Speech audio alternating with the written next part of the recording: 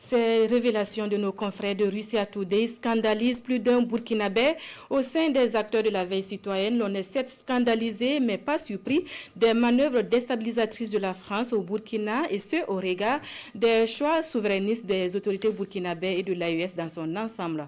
Quelques avis dans ce reportage de Karim Dikenga. Par vengeance politique, Macron cherche activement à éliminer le capitaine Ibrahim Traoré et d'autres dirigeants africains jugés indésirables, selon le renseignement extérieur russe. Une conspiration de haut niveau, mais sans surprise pour bien des Burkinabés. Nous savons que la France est aux abois, parce que lorsqu'on veut voir ces trois pays-là ont décidé de dire au revoir à la France, et nous savons que la France ne vivait que à travers les richesses de ces pays-là.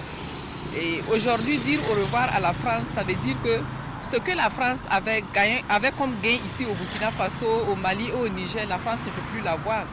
Donc ça ne me surprend pas. En faillite de méthode et de planification, la France est en train de jouer à sa dernière carte.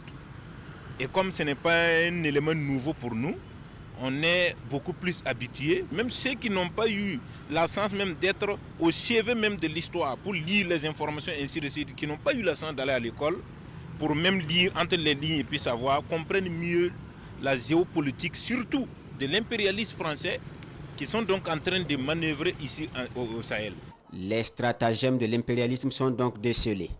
Et Basile laissant des tours, 1987 n'est pas 2026. On ne peut pas avoir les Burkinabés pour un deuxième coup. Nous avons été court-circuités, piétinés, honnis en 87. Nous avons appris la leçon. On ne fera pas les mêmes erreurs comme ce que nous avons subi en 87. Quoi qu'on dise, il peut tenter comme il veut, mais au Burkina, pour que l'impérialisme réussisse à encore ôter la vie de notre leader, le camarade capitaine Ibrahim Traoré, c'est une utopie. Le projet est donc séduisant, mais irréalisable, selon ces acteurs de la veille citoyenne. Le secret, l'adhésion du peuple à la vision du président du Faso. Une vision en phase avec les nouvelles alliances et la recomposition du monde. Le Burkina a compris justement ce jeu de cartes-là.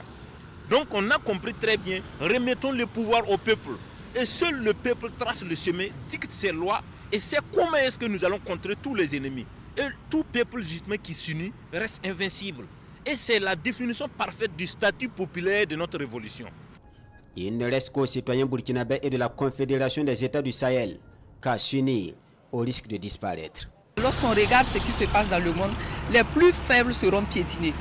Donc il faut que nous nous unissions, que nous soyons forts, côté armement, sur tous les plans. Et que nos populations soient vraiment fortes. Aujourd'hui, l'Occident n'a pas peur des armes, parce qu'ils ont l'armement qu'il leur faut. Mais ils ont peur de quoi? L'homme. Lorsque nous sortons, nous sommes plus qu'une bombe nucléaire pour eux. La première sécurité d'un président, c'est son peuple. On réussissait hier parce qu'il y avait une zone grise entre souvent la politique et le peuple. Mais maintenant, le pouvoir est confondu au peuple. Le peuple est appelé à jouer sa partition face aux manœuvres impérialistes. Le mot d'ordre, rester unis autour de ses dirigeants. Et Basile Farga d'ajouter, faire de la dénonciation des suspects une arme.